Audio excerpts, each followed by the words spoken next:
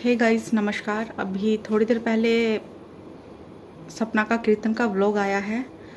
उसका जो शुरुआत का हिस्सा है व्लॉग का और जो टाइटल और थंबनेल डाला है सपना ने, वो बहुत इमोशनल है। आप कुछ देर बोल नहीं पाओगे उसे पढ़ के, या फिर जो व्लॉग है शुरुआती दौर में जब आप उसको देखोगे तो एकदम स्तब्ध हो जाओगे। आपके पास कोई शब्द नहीं होगा, कोई मतलब इमोशन आपका कुछ निकलेगा नहीं बाहर। आप थोड़ी देर सोच में पड़ जाओगे कि क्या ही रिएक्ट करूं, मैं रिएक्ट कैसे करूं इस तरह के थंबनेल को देखकर और टाइटल को पढ़कर। आपको समझ ही नहीं आएगा कि अब मेरे को किस तरह का बिहेव करना है, क्योंकि वो थंबनेल इतना इमोशनल और इतना पीड़ादायक था। बहुत पेन था उस थंबनेल में। थंबनेल में लिखा था, भगवान से बस अब यही प्रार्थना है, यही मनोकामना है मेरी कि मैं अब सदा अगले जन्म में सदा सुहागन रहूं।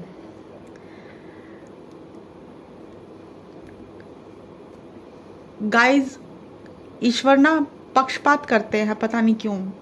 लोग बोलते हैं कर्मों का फल होता है। अगर कर्मों का फल होता तो क्या ही होता यार, क्या बोलूं। दो शादी हुई, दोनों ही खत्म हो गई। किसी को भगवान इस तरह के रिश्ते दे देता है जो अपने रिश्तों से पीछा छुड़ाकर भागना चाहते हैं, और किसी को ईश्वर इतना भी नहीं देते कि जो 4 दिन उसकी जिंदगी के हैं वो सुकून से तो छोड़िए, वो जीने की इच्छा उसके अंदर खत्म हो जाती है। इस तरह का जीवन दे देते हैं।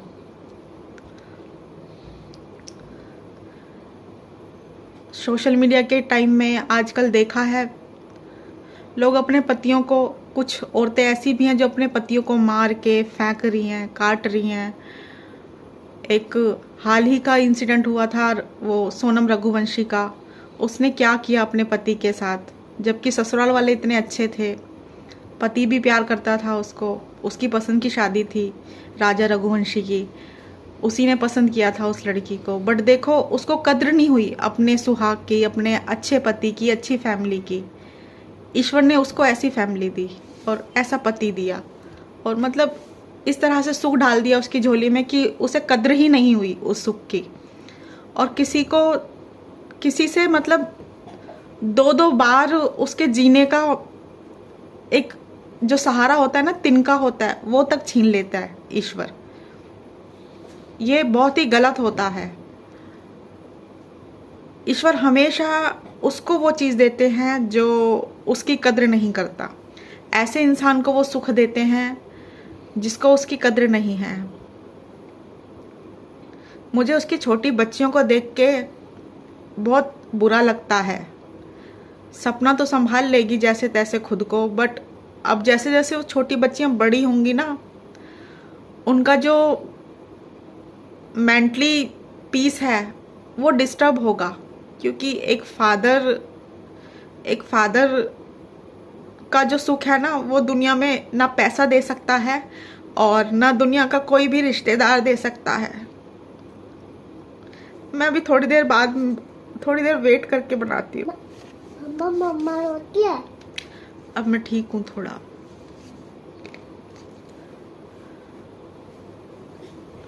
इन छोटी बच्चियों से इनका पिता छीनकर ईश्वर ने बहुत गलत किया है, बहुत बुरा। पता नहीं आगे का जीवन कैसा होगा, क्या होगा, पता नहीं। अभी तो और लोगों को शर्म नहीं आ रही है। एक कमेंट पढ़ा मैंने, वैसे तो सारे कमेंट पॉजिटिव थे उस व्लॉग में। अभी थोड़ी देर पहले ही आया है व्लॉग वो।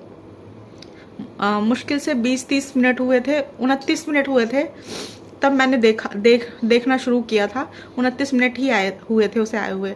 सारे पॉजिटिव कमेंट थे, सारे। बट कोई ना कोई तो होता ही है ना एक, मतलब क्या ही बोलूं, इंसान है भी नहीं है, उसके अंदर एक दिल नाम की चीज़ धड़कती है या नहीं है, इंसानियत है या नहीं है, उसको बिल्कुल शर्म नहीं आई। उसने यही बोला कि बस हर चीज़ पूजा पाठ से नहीं की जा मतलब हो सकती, बस पूजा पाठ कर लेना ही ईश्वर से जुड़ना नहीं होता। पता नहीं वो ईश्वर से किस तरह से जुड़ना चाहता है। मन का रिश्ता तो तभी बना पाओगे ना आप किसी के साथ, जब आप उस चीज़ को अपने दिल में या दिमाग में स्थान दोगे। जब आप अपने दिल और दिमाग में ही स्थान नहीं दोगे तो फिर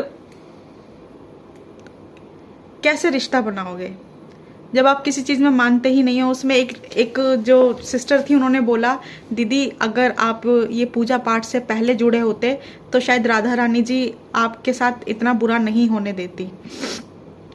और आपके ससुराल वाले तो कभी पूजा पाठ नहीं करते हैं, वो तो कभी कोई भजन कीर्तन सत्संग हमने करते नहीं देखा उन्हें।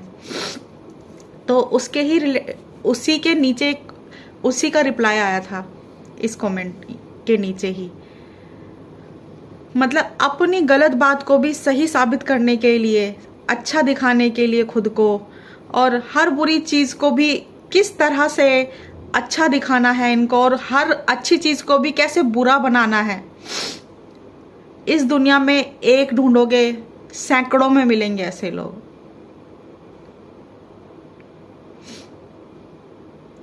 अगर पूजा भजन कीर्तन से, नाम से अगर ईश्वर को नहीं भजा जा सकता या नहीं पाया जा सकता, तो जो इतने मठ मंदिर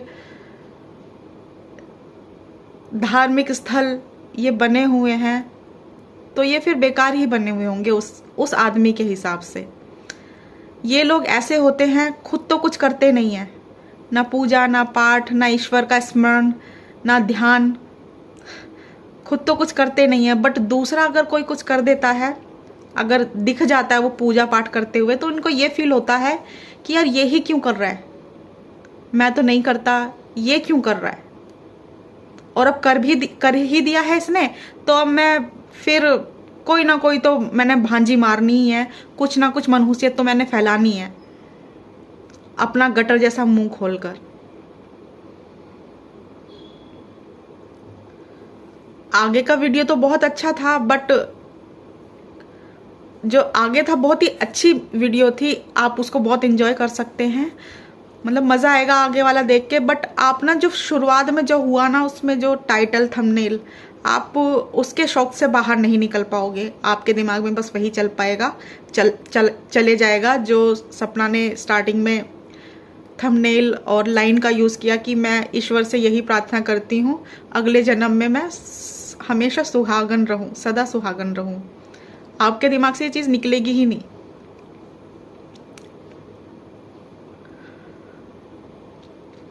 आगे डांस था, बहुत इंजॉयमेंट था, बट आप उसको इंजॉय नहीं कर पाओगे। मैं तो नहीं कर पाई। मैं बस यही सोचती रही, मेरे आंसू गिरे जा रहे थे और मैं बस यही सोचे जा रही थी, यार किसी को तो भगवान इतना दे देता है कि उससे संभाला नहीं जाता, उसे कद्र नहीं होती जो भगवान ने अच्छा दिया, और किसी को बिल्कुल दे के भी छीन लेता है हाथ में से। सपना ने सुहाग का सामान भी बंटवाया, मेहंदी, चूड़ियाँ, बिंदियाँ, और स्टील के जो होते हैं ना दूध वाले चाय वाले भगोने, आरोही के हाथ से वो भी बंटवाए, सबको बंटवाए। फिर थोड़ा नाच गाना हुआ। फिर सपना ने लास्ट में एक उनके घर में जो गेस्ट आए हुए थे, उनमें एक बूढ़ी अम्मा जी थी, उनको डांस की ट्रेनिंग दी। वो पार्ट इंजॉयबल तो था, बट मैं नहीं कर पाई। और प्लीज़ अपना मत डाला करो, ऐसी चीज़ें हमसे नहीं देखी जाती हैं। इस तरह के थंबनेल मत डाला करो, मन भारी हो जाता है।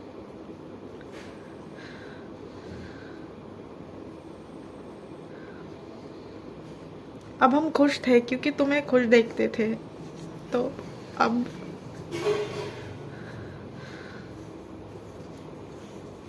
गाइस मैं बाद में बात करूंगी, अभी मैं बस इतना ही बता पा रही हूँ।